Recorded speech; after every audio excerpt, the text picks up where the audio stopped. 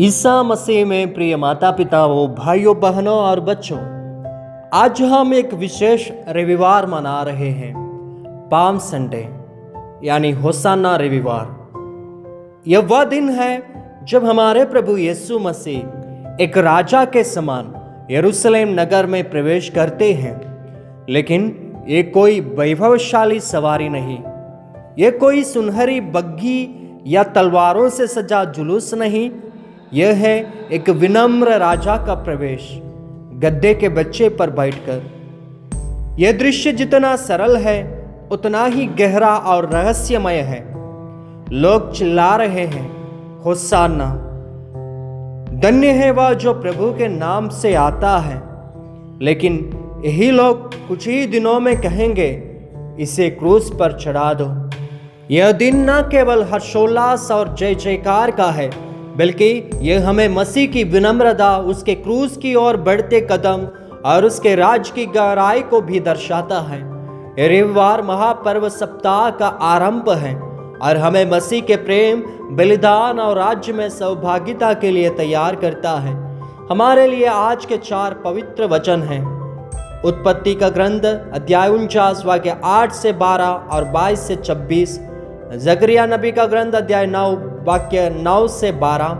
रोमियों के नाम संत पौलुस का पत्र अध्याय 11 वाक्य 13 से 24 और संत मत्ती के अनुसार हमारे प्रभु यीशु मसीह का पवित्र सुसमाचार अध्याय 21 वाक्य 1 से 17। आइए इन चारों पाठों से हम एक गहरा जीवन परिवर्तनकारी संदेश प्राप्त करें जो हमारे मन को मसीह की ओर मोड़े।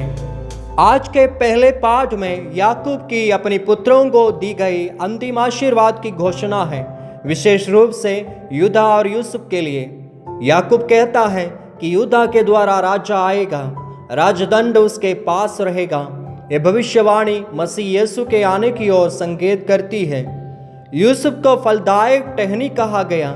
कष्टों के बावजूद यूसुफ बढ़ा और दूसरों को आशीर्वाद दिया।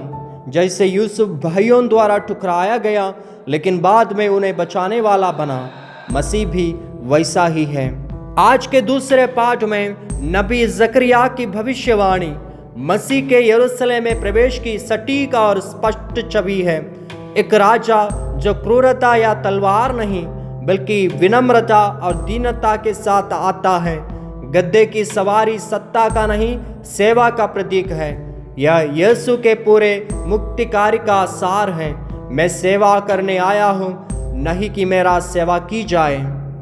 आज का तीसरा पाठ संत पौलुस द्वारा रोमियों को लिखी गई एक सुंदर मिसाल है। वे यहूदियों और अन्य जातियों के बीच संबंध को जैतून के पेड़ और उसमें कलमाई गई शाखाओं के रूप में समझाते हैं।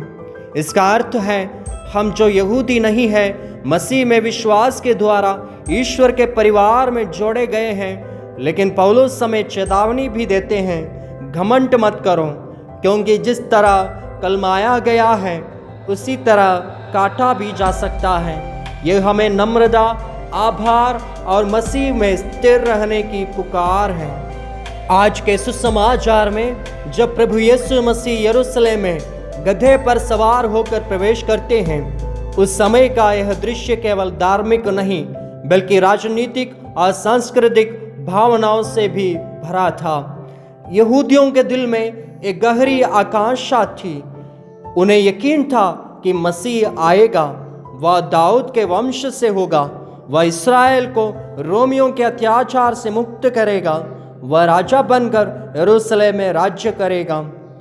जब यीशु यरूशलेम में प्रवेश करते हैं तो भीड़ उन्हें इस मसीहा के रूप में देखती है।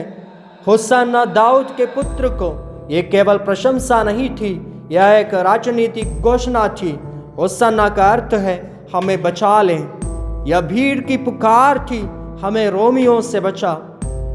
यीशु के समय यहूदिया रोमन साम्राज्य के अधीन था। रोम ने हेरोदोस और पिलातुस जैसे राजा और राज्यपाल नियुक्त किए थे। यहूदी स्वतंत्र नहीं थे, उन पर कर लगाए जाते थे। उनकी धार्मिक स्वतंत्रता सीमित थी। मंदिर तक के कामकाज में रोमन हस्तक्षेप करते थे। इसलिए जब लोग यीशु को खजूर की ढालियां बिछाकर राजा कहते हैं, वे समझते हैं कि वह एक राजनैतिक क्रांति लाने वाला है, लेकिन यीशु की योजना अलग थी। यीशु वास्तव में राजा है, पर उसका राज्य इस संसार का नहीं है। वह तलवार से नहीं, क्रूस से विजयी होते हैं। वह दूसरों को नहीं मारते, अपने को दे देते हैं। क्या हम उन्हें सच्चे राजा के रूप में अपनाते हैं, जो हमारे पापों से मुक्ति लाते हैं, जो हमारे हृदय में राज्य करते हैं और जो हमें एक आंतरिक परिवर्तन की ओर बुलाते हैं?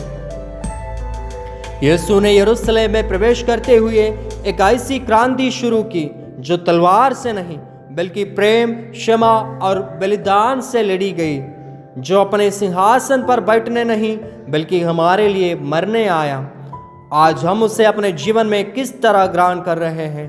क्या हम भीड़ की तरह हैं जो उसे तब तक चाहते हैं जब तक वह हमारे अनुसार चलता है, या हम उस तरह के शिष्य हैं जो उसके साथ क्रूस तक चलने को भी तैयार हैं?